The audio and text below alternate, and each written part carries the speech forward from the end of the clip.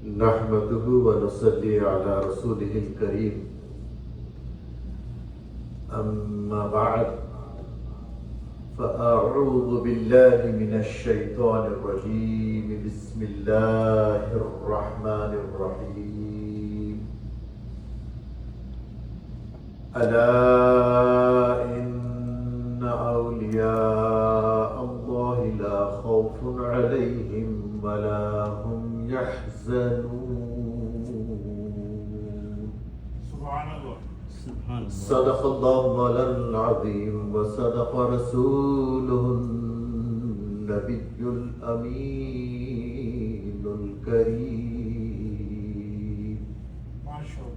ونحن على ذلك لمن الشاهدين والشاكرين والحمد لله رب العالمين. سبحان اللہ ماشاء اللہ. تم پہ سو جان سے قربان رسول عربی، سبحان اللہ.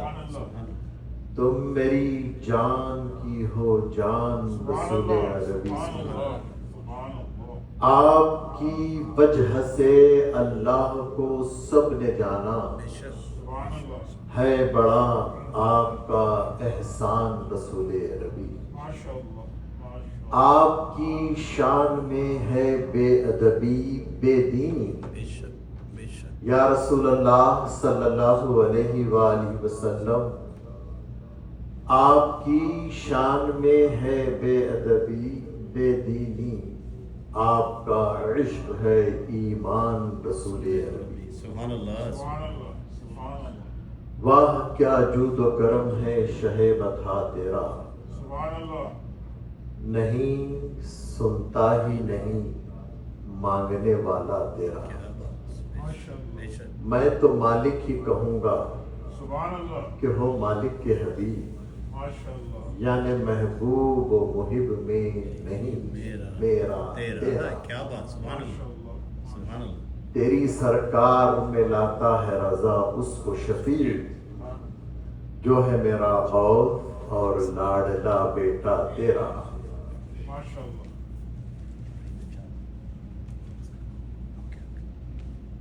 الحمدللہ. اللہ تبارک و تعالیٰ کا احسان عظیم. علامہ مولانا محمد اعجاز حسین نقشبندی صاحب قبلہ امام مسجد النور کی دعوت پر آپ اور ہم یہاں پر جمع ہوئے. اللہ تبارک و تعالیٰ فیضان اولیاء کی اس بزم کی برکتیں، رحمتیں، رونقیں علامہ مولانا اعجاز حسین نقشبندی صاحب قبلہ سمیت جتنے یہاں پر حاضرین ہیں سب کو عنایت فرمائے. عزیزان گرامی، کچھ عرض کرنے سے قبل حسب عادت اپنے آقا و مولا تاجدار مدینہ قرار قلب سینہ پیارے مصطفیٰ جان رحمت صلی اللہ علیہ وآلہ وسلم کی بارگاہ پرعظمت میں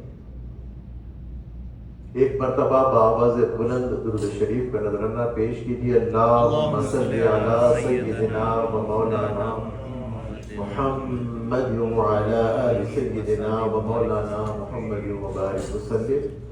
نبی اور آل نبی کی بارگاہ میں ایک مرتبہ اور بآواز بلند درود پاک کا نذرانہ پیش کیجیے. اللہم صلی علی سیدنا و مولانا محمد وعلی آل سیدنا و مولانا محمد وبارک وسلم. صلاۃ و سلام علیک یا رسول اللہ وعلی آلک و اصحابک یا نور اللہ صلی اللہ علیہ وسلم. یہاں جتنے لوگ حاضر ہیں بڑے خوش نصیب ہیں، قسمت والے ہیں کہ اللہ تبارک و تعالیٰ نے آپ کو اور مجھے یہ توفیق عنایت فرمائی کہ اس کے محبوبوں کا ذکر کرنے اور سننے کے لیے یہاں پر جمع ہوئے. جیسا کہ آپ اسکرین پر ملاحظہ فرما رہے ہیں کہ جن اکابر اولیاء اعظام کے اعراض مبارک کے سلسلے میں یہ بزم سجی گئی ہے، سعادت حاصل کرنے کی غرض سے اسماء گرامی آپ کے سامنے عرض کرتا ہوں. اس سفر المظفر کے ماہ مقدس میں جن اولوالعزم اکابرین کے اعراس مبارک سارے عالم اسلام میں منائے جاتے ہیں، ان میں حضرت سیدنا علی بن عثمان الحجویری المعروف داتا گنج بخش رحمۃ اللہ تعالی، امام ربانی مجدد الفسانی شیخ احمد فاروقی سرہندی، امام اہل سنت مجدد دین و ملت الشاہ مولانا احمد رضا خان فاضل بریلوی علیہ رحمت و رضوان، تاجدار گولڑا حضرت پیر مہر علی شاہ صاحب قبلہ رحمۃ اللہ علیہ، اور میں جنوبی ہند کے چند اکابرین کے بھی اسماء گرامی گننے کی سعادت حاصل کرتا ہوں، تاکہ آپ بھی اپنی سماعتوں کو وہ سعادت بخشیں۔ یہ جن اکابر اولیاء کے نام آپ نے سنے ہیں، انہی اکابر اولیاء میں ان کا شمار ہوتا ہے، جنوبی ہند کی بہت بڑی ابخری شخصیت سید الشیوخ مفسر قرآن صوفی باصفا حضرت علامہ مولانا سید عمر حسینی قادری رحمۃ اللہ علیہ، یہ بہت بڑے عالم دین جنوبی ہند کے گزرے، اعلیٰ حضرت کے ہم عصر زمانے کے، اعلیٰ حضرت امام اہل سنت سے ان کی ملاقاتیں ہوئی، بہت بڑی روحانی شخصیت کا نام لے رہا ہوں، اور سید محمد الحسینی شاہ راجو قطال رحمۃ اللہ علیہ، یہ بھی ایک بہت بڑے بزرگ حیدرآباد دکن میں، جن کا روضہ مبارک آج مخلوق کے لیے ہر آنے جانے والوں کے لیے فیض عام بنی ہوئی بارگاہ ہے۔ یہ حضور سید محمد الحسینی خواجہ بندہ نواز گیسو دراز بلند پرواز شہباز کے پوتروں میں ہوتے ہیں۔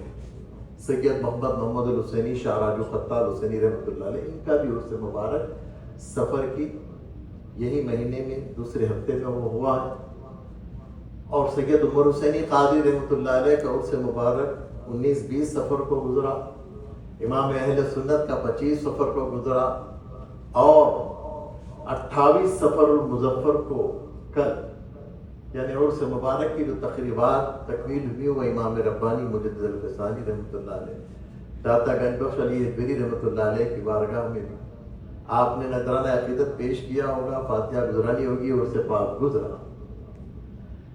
کون ہے امام ربانی مجدد الفسانی؟ میں چیتا ان بزرگان دین کے واقعات آپ کے سامنے ان کی خدمات پیش کرنے کی سعادت حاصل کروں گا، کیونکہ ہمارے پاس وقت کی تنگی ہوتی ہے کہ ہم جن اکابر محسنین کا ذکر سننے سنانے کے لیے آئے ہیں نا، اگر اس کی حقیقت سے آپ واقف ہوتے تو سر کے بل بھی اگر چڑھ کے اس محفل میں آئے تو کم ہے۔ یہ وہ اکابرین ہیں، امام ربانی مجدد الفسانی، جن کے القابات یہ آتے ہیں کہ برہان ولایت محمدیہ، حجت شریعت مصطفیہ، کاشف اسرار سبع مثانی، عالم علوم مقطعات قرآنی، عارف حقانی قیوم زمانی قندیل نورانی، شیخ الاسلام والمسلمین آیت اللہ فی الارضین عظیم البرکت، امام ربانی محبوب سبحانی غوث سمدانی، مجدد الفسانی شیخ احمد فاروقی سرہندی حنفی رحمۃ اللہ علیہ، بہت بڑی ذات۔ آج سے 400 سال قبل ہندوستان میں 1000 سال پہلے جب خواجہ غریب نواز سرکار یہاں تشریف لائے، تقریباً 900 سال پہلے اسلام کو بڑے صغیر میں پھیلا دیا، اپنے خلفاء اور مریدین کے ذریعے سے اسلام کو پھیلا دیا۔ خواجہ غریب نواز سرکار کے احوال میں آپ پڑھتے ہیں، سنتے ہیں، لیکن 400 سال قبل یعنی اسلامی صدی کے 1000 سال گزرنے کے بعد ہندوستان کی سرزمین پر جب مغلیہ دور کا سلسلہ تھا اس وقت اکبر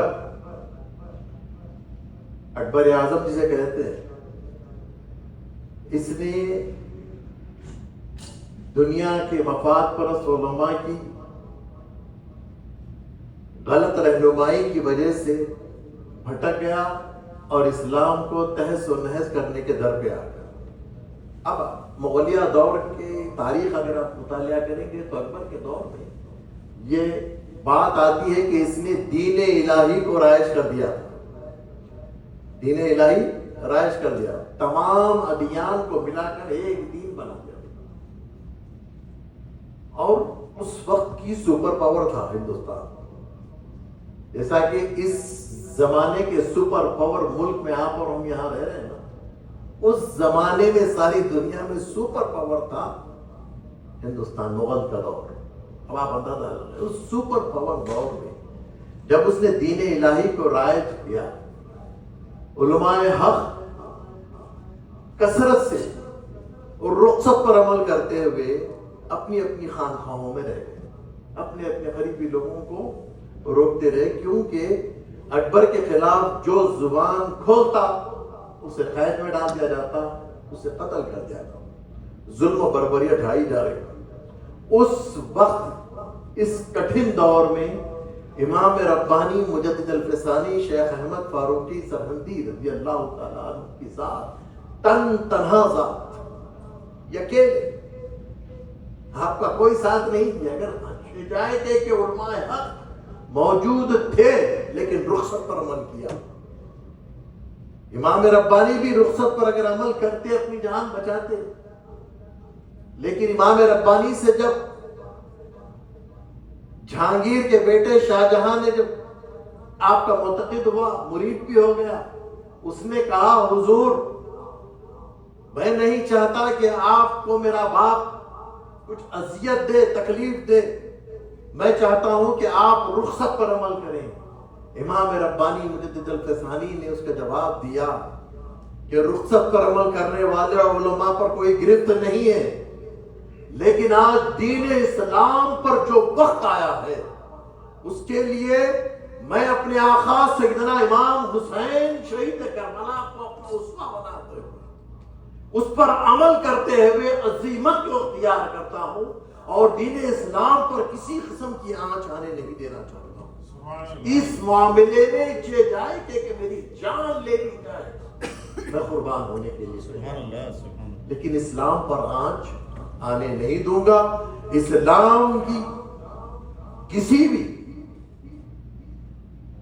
اسلامی تاریخ کو ملیا میٹ ہونے نہیں دوں گا۔ یہ امام ربانی نے اپنا فیصلہ کیا۔ بہت بڑی روحانی شخصیت ہے۔ اللہ کا اس بات پر میں ہمیشہ شکر ادا کرتا ہوں کہ مجھے زندگی میں حضور آفتاب خطابت میرے رہبر شریعت و طریقت کی سرپرستی میں امام ربانی کی بارگاہ سرہند شریف میں حاضری کا موقع ملا۔ سبحان اللہ، واقعی دیکھنے کی بارگاہ ہے۔ تمنا کریں کہ ضرور اللہ آپ کو بھی، کوئی بڑی بات نہیں، امام ربانی کی بارگاہ میں اگر آپ تڑپ کر اگر رکھیں تو کوئی بڑی بات نہیں، امام ربانی یاد فرمائے اور آپ کے سفر کے انتظامات ہو جائے۔ ماشاءاللہ، سبحان اللہ۔ بہت تعصب پسند لوگ اس علاقے میں رہتے ہیں، سرہند پنجاب کا علاقہ۔ ہم جب گئے لوگ ایسی ہمارے چہروں مہروں کو دیکھ کر، ہماری ڈریسنگ کو دیکھ کر گھور گھور کے دیکھ رہے تھے۔ ہم چلے، سفر اطمینان سے کر رہے تھے، بس شراب کی محفلیں ہیں بس میں، ہم لوگ اپنے چہروں کو ڈھانپے ہوئے، بس ڈرائیور تعصب پسند تھا، ہمارے اسٹاپ کو اسکپ کر کے آگے چھوڑ دیا۔ ہم چلے گئے، پھر وہاں پر اترے، پوچھا گیا کہ ہم سرہند شریف جاتا ہے، لوگوں نے وہاں کے مخاطب کہا کہ آپ کو بس ڈرائیور نے بہت آگے چھوڑ دیا، اب آپ ٹھہرے، دوسری بس آئے گی مخالف سے، پھر ٹھہرا گیا۔ ایک شخص آتا آ کر ہاتھ جوڑ کر پوچھتا ہے کہ آپ لوگ کہاں جا رہے ہیں؟ ہم نے کہا کہ ہم سرہند شریف جا رہے ہیں، درگاہ شریف ہے امام ربانی۔ جی روضہ شریف جا رہے ہیں آپ لوگ؟ ہم نے کہا جی۔ جی آئیں، آپ کی رہبری میں کروں گا۔ بس میں وہ سوار ہوا، ہمارے ساتھ رہا۔ روضہ شریف کی اس روڈ پر جو اسٹاپ تھا وہاں پر اترنے کے بعد وہ ہمارے ساتھ اترا، ہاتھ جوڑ کر کہتا ہے کہ کچھ چائے پانی جلپان ہمارے لیے کچھ سیوا خدمت کا موقع دیجیے۔ ہم نے کہا نہیں، ہم لوگ سفر کے تھکان، ہمیں روضہ شریف جانا ہے، بس ہمیں دیجیے، رہنمائی کر دو۔ اتنے میں ایک آٹو والا آیا، اس نے اس کو ہاتھ بتایا، اس نے کہا کہ روضہ شریف چھوڑ دو۔ بات ہوئی، وہ کہتا ہے کہ 300 روپے دو، 400 روپے دو، بات ہوئی۔ اس نے کہا کہ صرف 40 روپے دیا جائے، 2 کلومیٹر کا راستہ ہے، اس کے لیے تم 300 مانگ رہے ہو، مسافرین کو دیکھ کر ٹھگنا چاہتے ہو۔ اس نے پنجابی میں بات کیا اور صرف 40 روپے میں آٹو کے کرائے کی بات کر کے ہم وہاں پہ پہنچایا۔ ہم روضہ شریف پہنچے عزیزان کرام، ہماری آنکھوں نے دیکھا کہ مجدد الفسانی رحمۃ اللہ علیہ کے روضہ پاک پہ ہم داخل ہوئے۔ ان کی خانقاہ میں جب داخل ہوئے تو انڈین نیشنل برڈ، میں ہمیشہ اپنے یہ منظر میری آنکھوں میں رہتا ہے، انڈین نیشنل برڈ جو مور ہوتا، پیکاک ہوتے ہیں، انڈین نیشنل برڈ ہے۔ لوگ تو بعض ایسے بھی ہیں انڈیا میں کہ اس کی پوجا بھی کرتے ہیں، اس کا شکار کرنا حرام، اس کو پالنا وہاں پر ممنوع ہے، گھروں میں صرف چڑیا گھر میں، زو میں، زولوجیکل پارک میں رہتے ہیں۔ لیکن نیشنل برڈ کو ہم نے دیکھا کہ جھنڈ کے جھنڈ خانقاہ کے مین دروازے سے لے کر روضہ شریف تک جو راستہ ہے، پورے راستے کو نیشنل برڈ اپنے پروں کو بچھا کر جھاڑتے ہوئے جاتے ہیں۔ سبحان اللہ، سبحان اللہ۔ خادمین سے جب پوچھا گیا تو انہوں نے کہا کہ صبح و شام ان موروں کی یہی خدمت ہے کہ مجدد صاحب قبلہ رحمۃ اللہ علیہ کی خانقاہ کے مین دور سے لے کر روضہ مبارک تک یہ اپنے پروں سے جھاڑو دیا کرتے۔ سبحان اللہ، سبحان اللہ۔ امام ربانی مجدد الفسانی رحمۃ اللہ علیہ جب اکبر و جہانگیر کے سامنے ڈٹ کر مقابلہ کیا، کوئی ان کی بات نہیں مانی تو آپ کو قید کر دیا گیا۔ گوالیار مدھیہ پردیش ایک اسٹیٹ ہے، اس میں گوالیار ایک سٹی ہے، اس میں بہت بڑا قید خانہ ہے، اس مشہور قید خانے میں آپ کو قید کر دیا گیا۔ آپ وہیں سے بیٹھ کر مکتوبات شریف تحریر فرماتے، حکومت کے تمام ڈپارٹمنٹ کے ذمہ داروں کو آپ مکتوبات لکھتے، آرمی کے لوگوں کو لکھتے، ہر شعبہ حیات کے لوگوں کو، ذمہ داروں کو آپ مکتوبات لکھتے۔ اور آپ کی روحانی تصرفات یہ رہی کہ جیل میں جتنے قیدی تھے آپ انہیں تعلیمات دیتے، وہ آپ کے ہاتھ پر توبہ کرتے اور آپ کے مرید بھی ہو جاتے۔ جتنے جیل کے حکام تھے وہ تمام کے تمام آپ کی روحانی شخصیت سے متاثر ہو کر مرید ہو گئے۔ جیلر نے آ کر آپ سے 10 بستہ عرض کی کہ حضور آپ اپنی مرضی سے جیل خانے سے باہر چلے جائیں، ہم دیکھ لیں گے بادشاہ جائیں۔ آپ نے کہا کہ نہیں، میں وہ کردار کا مالک نہیں ہوں، میرا وہ کردار نہیں۔ کیا میں مجبور ہوں؟ نہیں، خدمت دین کے لیے میں نے اپنا بیڑا اٹھایا، مجھے اپنا مشن مکمل کرنے دو۔ آپ کا یہ تصرف جیلر نے بھی دیکھا، جیل کے حکام نے بھی دیکھا کہ چوں چاچے جائے کہ آپ قید خانے میں رہتے لیکن جمعہ کی نماز گوالیار کے جامع مسجد میں آپ ادا فرماتے تھے۔ لوگ حیرت سے دیکھتے کہ یہ کیسے آ گئے باہر۔ جیل کے حکام جب لاک کو چیک کرتے تو لاک تو پڑا ہوا ہے روم پر، لیکن آپ موجود نہیں ہیں۔ جمعے کی نماز کے بعد وہ لوگ ابھی پریشانی میں ہیں، انکوائری میں ہیں، پھر آپ خود بخود جیل کے کمرے میں اپنے موجود ہو جاتے۔ اب مکتوبات شریف لکھے، آپ کے روحانی ان خطوط کا یہ اثر ہوا کہ جس کسی کو ایک خط ملتا، آپ کا مکتوب ملتا، وہ آپ کا دیندہ ہوتا، آپ کا مرید ہوتا اور بادشاہ کے خلاف اس کی آواز اٹھ جاتی۔ میں مختصر کرنا چاہتا ہوں کہ جہانگیر کے بیٹے شاہ جہاں نے جو آپ کا مرید ہو گیا تھا، وہ چاہتا تھا کہ اپنے باپ کے خلاف بغاوت کرے، لیکن امام ربانی نے کہا کہ اپنے باپ سے بغاوت نہیں کر۔ آپ نے روکا، حتیٰ کہ جہانگیر کے محل کے تمام لوگ جتنے کام کرنے والے تھے، اس کے محافظین وغیرہ، سب نے جہانگیر کے ساتھ غداری کی اور جہانگیر کو قید کر کے گوالیار کے قلعے میں امام ربانی کے سامنے پیش کیا۔ امام ربانی مجدد الفسانی رحمۃ اللہ علیہ نے جب یہ منظر ملاحظہ کیا تو آپ نے تمام لوگوں کو حکم دیا کہ اپنے بادشاہ کے ساتھ اس طرح کا سلوک نہیں کیا جاتا، انہیں چھوڑ دیا جائے، جہانگیر کو چھوڑ دیا جائے۔ اور امام ربانی نے کہا کہ جاؤ اپنی سلطنت کو پھر سنبھالو۔ اب جہانگیر شرمندہ ہوا، اس نے کہا کہ آپ کو قید خانے سے نکالا جائے۔ قید خانے سے نکالنے کا جب حکم صادر ہوا، آپ نے کہا کہ میں قید خانے سے نکلنے والا نہیں ہوں، میری چند شرائط ہیں، میری شرائط کو قبول کرو تب میں نکلوں گا۔ آپ کی جب شرائط پڑھی گئی تو آپ نے کہا لکھا تھا کہ اسلامی اقدار کو بحال کیا جائے، جو ادیان باطلہ کو ملا کر ایک دین رائج کیا گیا تھا، اس کو رد کیا جائے۔ دین اسلام حق ہے، سچ ہے۔ قرآن کے جو نسخوں کو جلایا گیا تھا، مسجدوں کو جو مسمار کیا گیا تھا، دوبارہ تعمیر کیا جائے، قرآن کے نسخوں کو شائع کیا جائے، سارے ملک میں تقسیم کیا جائے، اور بادشاہ خود چوک پر آ کر جو گائے ذبیحہ کو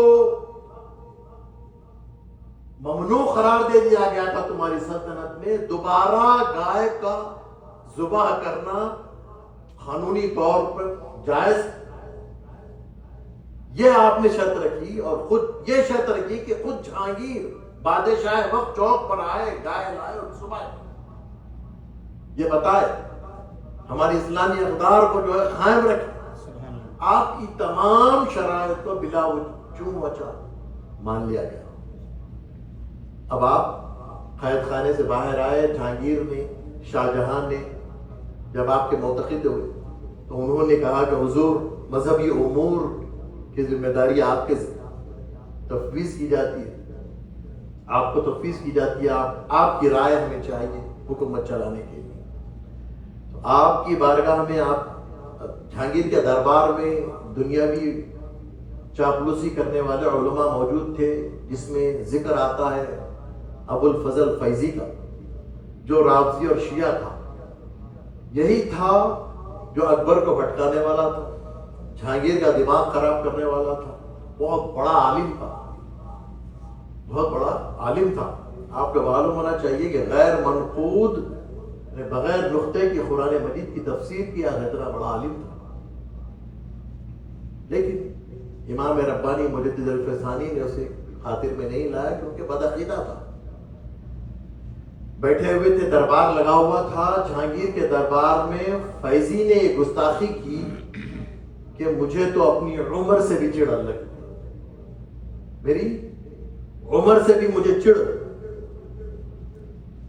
اس دربار میں کوئی یہ بات کو سمجھ نہیں پائے۔ امام ربانی مجدد الفسانی نے بھانپ لیا اس کی گستاخی کو، اور جہانگیر سے کہا کہ جہانگیر، یہ جو ہے حضرت سیدنا عمر بن خطاب رضی اللہ تعالیٰ عنہ کی شان میں گستاخی بک رہا ہے۔ اس نے کہا کہ مجھے عین میم را، یعنی میری عمر سے بھی مجھے چڑ ہے، نفرت ہے۔ یہ میرے آقا، میرے جد کریم سیدنا عمر فاروق رضی اللہ تعالیٰ عنہ کی شان میں گستاخی کر رہا ہے، اس کا انتقام لو، اس کو سزا دو۔ جہانگیر نے پوچھا کہ کیا تجھے عین میم را عمر سے چڑ ہے؟ تو اس نے بات کو پلٹنے کی کوشش کی، ہاں مجھے میری عمر سے چڑ ہے۔ تو جہانگیر نے کہا جب تجھے تیری عمر سے چڑ ہے تو تجھے دنیا میں رہنے کا حق نہیں ہے۔ جہانگیر نے مشورہ طلب کیا، حضور جب اس کو اس کی عمر سے چڑ ہے تو اس کو یہاں اس دنیا میں رہنے کا حق نہیں ہے، آپ حکم دیں، آپ کی اجازت ہو تو میں اسی دربار میں اس کی زبان کھینچنا چاہتا ہوں۔ جلاد کو حکم دیا، فیضی کے جبڑوں کو چیر کر اس کی زبان باہر نکال لی گئی اور اسے اس دنیا سے ختم کیا گیا۔ امام ربانی مجدد الفسانی صحابہ کے چاہنے والے، پیارے مصطفیٰ کے چاہنے والے، اہل بیت کے چاہنے والے اور اولیاء کے چاہنے والے، سنی فاتحہ دینے والے، 20 رکعت نماز تراویح پڑھنے والے، تقلید کرنے والے، امام اعظم ابو حنیفہ کی پیروی کرنے والے، اتنی بڑی ذات کا نام سبحان اللہ۔ خواجہ غریب نواز سرکار کی بارگاہ میں اجمیر شریف میں ایک مسجد ہے، اجمیر میں سندلی مسجد۔ آپ جب خواجہ غریب نواز سرکار کے حالات پڑھیں گے تو اجمیر شہر میں جو مساجد مشہور ہیں ان کا ذکر آتا ہے، اس میں دیکھیں سندلی مسجد، اس مسجد میں امام ربانی مجدد الفسانی رحمۃ اللہ علیہ رمضان المبارک میں تراویح پڑھایا کرتے تھے۔ ہر رمضان میں اجمیر شریف میں امام ربانی تراویح پڑھاتے تھے اور روزانہ خواجہ غریب نواز سرکار کی بارگاہ پہ حاضری دیتے۔ ایک مرتبہ جب آپ حاضری سے فارغ ہوئے تو آپ کی ایک وجدانی کیفیت تھی۔ امام ربانی نے کہا میرے خواجہ نے آج مجھے بہت نواز دیا، میرے خواجہ نے مجھے بہت نواز دیا، یہ کیفیت تھی آپ کی۔ اس کیفیت میں خدام تشت میں خواجہ غریب نواز سرکار کی درگاہ معظم کے غلاف مبارک کو پیش کیا اور کہا کہ خواجہ غریب نواز سرکار کا درگاہ شریف کا غلاف ہر مہینے کو تبدیل کیا جاتا ہے، اور کوئی معزز و مکرم شخصیت جو آتے ہیں ملاقات کرتے ہیں ان کو پیش کرتے ہیں، تو ہم خدام نے ملاحظہ کیا کہ ہمارے درمیان اب آپ ہی محترم و مکرم ہیں، ہم آپ کو یہ پیش کرتے ہیں، قبول فرمائیے۔ تو امام ربانی نے غلاف مبارک کو لیا، عقیدت سے آنکھوں کو لگایا، سر پر رکھا اور اپنے مرید و خلیفہ جو ساتھ تھے ان کو دے کر اپنے فرزند کو بھی وصیت فرمائی کہ یہ غلاف کو حفاظت سے رکھنا، اور میں جب انتقال کر جاؤں تو مجھے خواجہ غریب نواز سرکار کے